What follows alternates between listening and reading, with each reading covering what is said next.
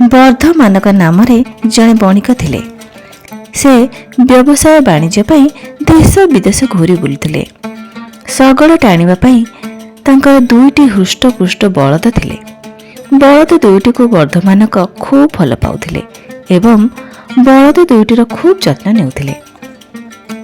ଥରେ ବଣିକ ବର୍ଦ୍ଧମାନକ ବିଭିନ୍ନ ପଣ୍ୟ ଦ୍ରବ୍ୟ ଶଗଡ଼ରେ ଲଦି ମହିଳା ରୋପ୍ୟରୁ ମଥୁରା ଯାଉଥିଲେ।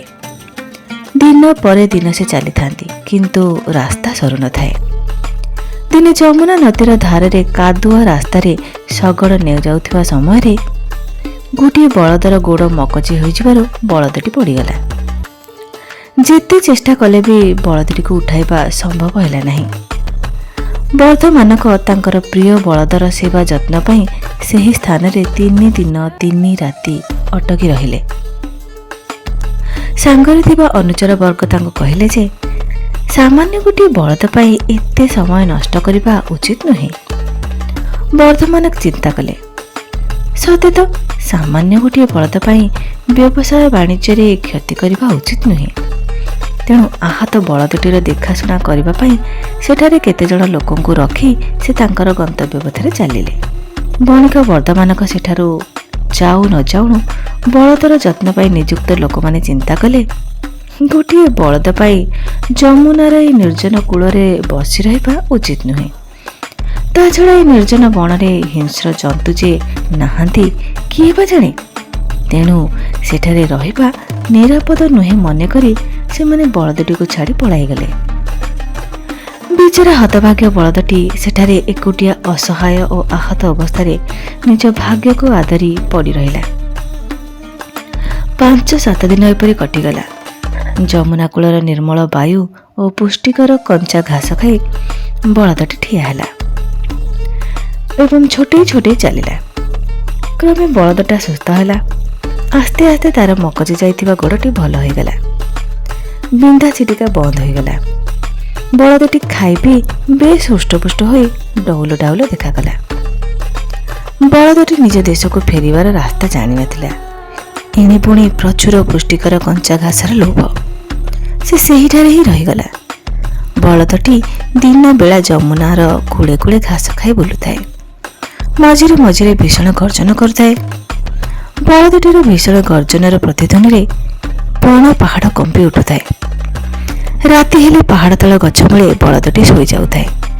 ଏହି ଭାବରେ ବଳଦଟିର ଦିନ କଟି ଯାଉଥାଏ। ସେହି ସମୟରେ ପିଙ୍ଗଳକ ନାମକ ଏକ ଭୟାନକ ସିଂହ ଥିଲା ସେହି ବଣର ରାଜା।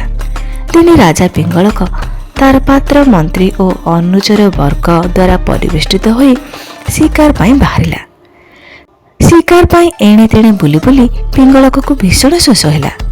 ଯମୁନା ନଦୀର ମଧୁର ଜଳ ପାନ କରି ତୃଷା ମେଣ୍ଟାଇବା ପାଇଁ ନଦୀବନ୍ଧ ତଳକୁ ଆସିଲା ମାତ୍ରେ ବଣିକ ବର୍ଦ୍ଧମାନଙ୍କର ପରିତ୍ୟକ୍ତ ବଳଦଟି ଭୀଷଣ ଗର୍ଜନ କରି ଉଠିଲା। ଗର୍ଜନ ଶୁଣି ପଶୁରାଜ ପିଙ୍ଗଳକ ଭୟ ପାଇ ଭାବିଲା, ଏହା କେଉଁ ଭୟଙ୍କର ପ୍ରାଣୀର ଗର୍ଜନ ହୋଇପାରେ। ଏହି ପ୍ରାଣୀ ନିଶ୍ଚୟ ମୋ ଠାରୁ ବଳବାନ। କିଏ ଜାଣେ ଯଦି ପାଣି ପିଇବା ସମୟରେ ମୋତେ ଆକ୍ରମଣ କରେ। ଏହିପରି ଭାବି ପାଣି ନ ପିଇ ପଶୁରାଜ ପିଙ୍ଗଳକ ଫେରି ଆସିଲା। ରାଜାଙ୍କୁ ଭୟଭୀତ ହୋଇଥିବା ଦେଖି ତାଙ୍କର ଅନୁଚର ବର୍ଗ ମଧ୍ୟ ଭୟଭୀତ ହେଲେ। ଏହି ସମୟରେ 2 ଶୃଗାଳ ବନ୍ଧୁ କରଟକ ଏବଂ ଦମନକ କିଛି ଦୂରରେ ଗଛ ଆଢ଼ୁଆଳରେ ବସି ଏହି ଦୃଶ୍ୟ ଦେଖୁଥିଲେ। 2 ବନ୍ଧୁ ପଶୁରାଜ ସିଂହଙ୍କର ମନ୍ତ୍ରୀପୁତ୍ର। କୌଣସି କାରଣରୁ ପଶୁରାଜ ପିଙ୍ଗଳକ ଏହି 2 ବନ୍ଧୁଙ୍କ ଉପରେ ଅସନ୍ତୁଷ୍ଟ ଥିଲେ। ତେଣୁ ସେମାନେ ଅଧିକାର ଚ୍ୟୁତ ହୋଇ ମନ ଦୁଃଖରେ ଥିଲେ। 2 ଶୃଗାଳ ବନ୍ଧୁଙ୍କ ମଧ୍ୟରେ ଦମନକ ଥିଲା ଅଧିକ ଚତୁର। ସେ କହିଲା, ବନ୍ଧୁ କରଟକ, ଏହି ସୁଯୋଗରେ ବୀର ରାଜାର ମନ୍ତ୍ରିତ୍ୱ ଆମକୁ ପୁନଃ ପ୍ରାପ୍ତ ହେବ। କରଟକ, ଏହା କିପରି ସମ୍ଭବ? ପଶୁରାଜ ସିଂହ ତ ଆମକୁ 2 ଆଖିରେ ଦେଖିପାରୁନାହିଁ। ଦମନକ, ଏବେ ସୁଯୋଗ ମିଳିଗଲା।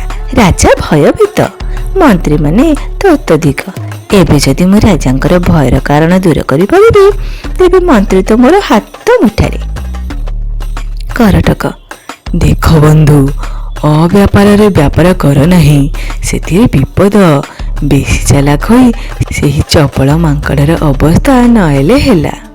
ଦମନକ ପଚାରିଲା, ତାହା ପୁଣି କ'ଣ? ଅତି ଚାଲାକିରେ ବେକରେ ଫାଶ।